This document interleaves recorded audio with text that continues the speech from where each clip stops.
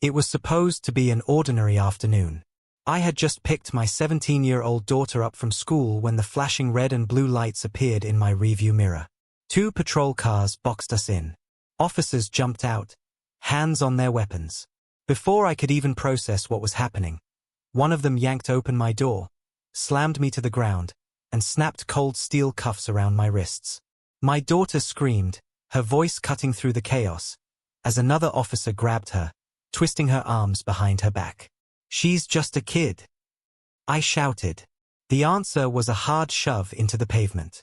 They didn't know who we were. They didn't know what we had survived. They didn't know that, once upon a time, I had led soldiers through the worst firefights of a war no one likes to remember. They didn't know that the trembling girl they were hurting had once been carried to safety through enemy fire, by the same hands they were now forcing into cuffs. And they had no idea that somewhere, hundreds of miles away, a retired 4-star general was about to make a phone call that would change everything. The gravel scraped against my cheek as I tried to lift my head. I could hear my daughter crying somewhere behind me, her voice breaking with fear. "She's resisting," one officer barked. No, she wasn't. She was terrified. I forced myself to stay still, not because I wasn't angry, but because years in the military had taught me that movements, even the wrong glance, could escalate things. I'd seen enough chaos in war to know how quickly things could spiral when fear and authority collided. A knee pressed harder into my back. "Sir, you're under arrest." "For what?" I gritted through the pain. No answer. In that moment, the memories flooded back. The battlefield wasn't just sand and smoke. Sometimes it was asphalt and sirens. And sometimes the enemy wasn't a uniform, but an assumption. I caught a glimpse of my daughter as they dragged her toward a patrol car. Her hair was messy, her hands cuffed, her face streaked with tears. That image, it burned into me deeper than any scar from combat. They didn't know I had spent decades leading men into danger, that I'd watched brothers fall and carried others to safety. They didn't know that this, right here, felt worse than being under enemy fire. Because on the battlefield, you expect the fight. Here, you expect justice. They shoved me into the back of the squad car, the cuffs biting into my wrists. My daughter sat in the other car, her head down, shoulders shaking. Through the glass, I caught her eyes. She mouthed one word. "Why?" I didn't have an answer. The younger officer in the front seat kept glancing at me in the mirror, like he was trying to size me up. "You got ID?" he asked. "In my wallet," I replied, my voice flat. He pulled it out, flipped it open, and then frowned. "Colonel," he said quietly, reading the embossed letters on my retired military ID. "Yes," I answered. "U.S. Army. 26 years. His face went blank for a moment, but the other officer, the one driving, didn't even look up. "Don't matter," he muttered. "Orders are orders." Orders. The word stung. In the military, orders could mean life or death, but they always came with responsibility. You didn't harm civilians without reason. You didn't disrespect someone without knowing their story. They didn't know my story. And they sure didn't know the people I still called my brothers. People who had medals, scars, and influence. People who'd answer the phone if I called. Or, if someone else called for me.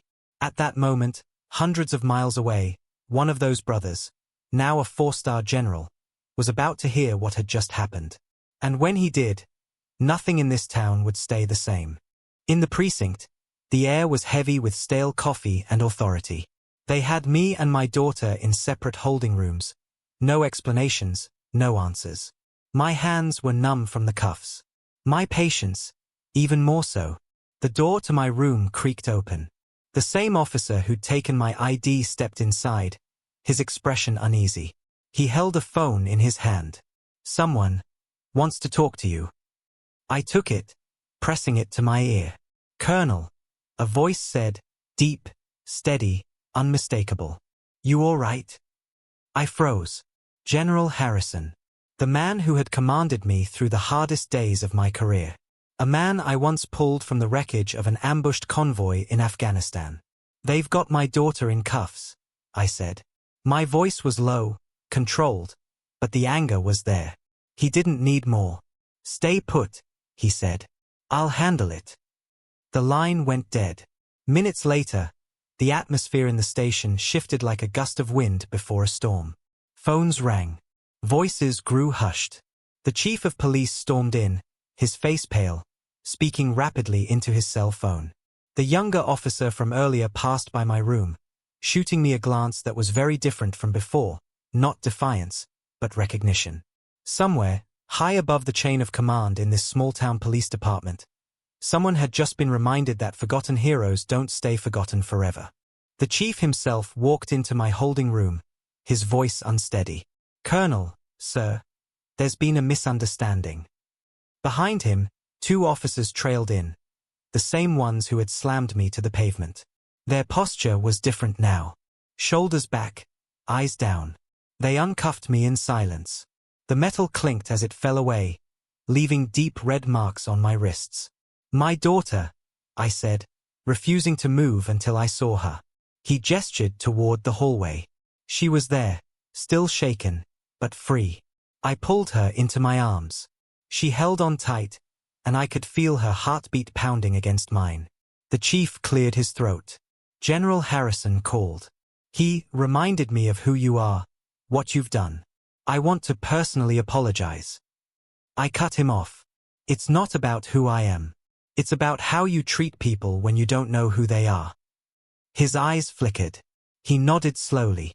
As we stepped outside, I saw the general's black SUV pull up. He got out, older now, but with the same presence he carried on the battlefield. Without a word, he embraced me like a brother. "I told them," he said quietly, "you're one of the real war heroes they should be honoring, not handcuffing." That day, my daughter learned something I wished she didn't have to. That respect isn't always given, but it can be reclaimed. And sometimes, the people who fight for you aren't standing beside you. They're standing above, watching, ready to act when you need them most.